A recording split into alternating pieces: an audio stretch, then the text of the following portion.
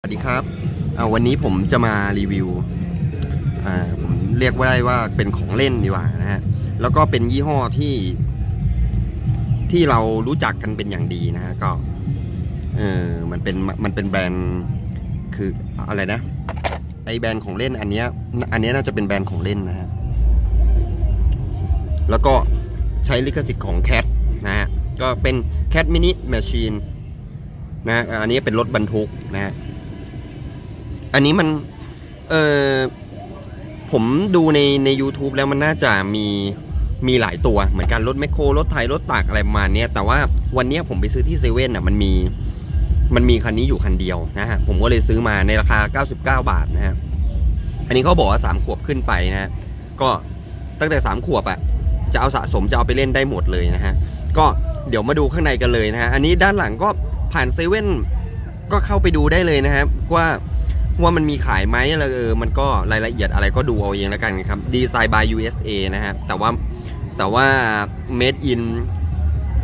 in China นะฮะอันนี้ก็ผลิตที่จีนนะฮะเดี๋ยวก็ยังไงเดี๋ยวไปดูข้างในกันเลยนะฮะนะฮะผมก็ได้แกะออกมาละนะฮะก็สีจากบอดี้เนี่ยที่ผมดูสีที่เขาทำเนี่ยเป็นสีของพลาสติกเลยนะฮะไม่ใช่สีหนึ่งแล้วก็เอามาพ่นสีหนึ่งคือเขาไม่ได้ใช้การพ่นนะฮะก็ดีไซน์ผมว่าเขาไม่ได้ทำออกมาให้มันเหมือนจริงเลยเหมือนเป็นรถสเกลเลยอะไรเงี้ยแต่ผมว่าเขาทำออกมาเพื่อเด็กเอาไว้ให้เด็กเล่น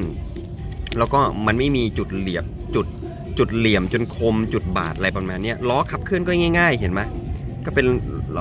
ทั่วไปอะไรเงี้ยฮะแต่ผมว่าดีไซน์เขาทำออกมาแล้วมันน่ารักดีอ่ะผมว่าแล้วก็วัสดุเดี๋ยวผมขอสังเกตดูวัสดุมันเป็นวัสดุอะไรเผื่อผมจะได้ดูบอกได้ก็ถ้าไม่บอกอะไรผมแต่ว่าลองจับดูก็น่าจะเป็น ABS นะฮะแล้วก็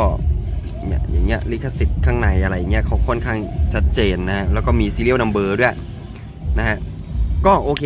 ผมว่ามันเป็นของที่น่าสะสมชิ้นหนึ่งเลยล่ะแล้วก็มันมีอยู่หลายมีรถแบ็คโฮมีรถบดรถเกตมีคือลองไปดูใน YouTube ได้เลยพิมพ์ว่า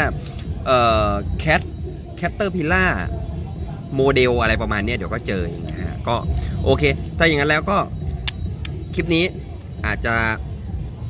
เป็นประโยชน์กับเพื่อนๆนะฮะที่เข้ามาดูก็ยังไงแล้วก็ลองไปดูที่เซเว่นกันได้นะฮะแล้วก็เดี๋ยวผมจะตามแต่ละรุ่นต่อไปโอเคถ้างั้นขอบคุณมากนะครับที่แวะเวียนเข้ามาดูนะครับสวัสดีครับ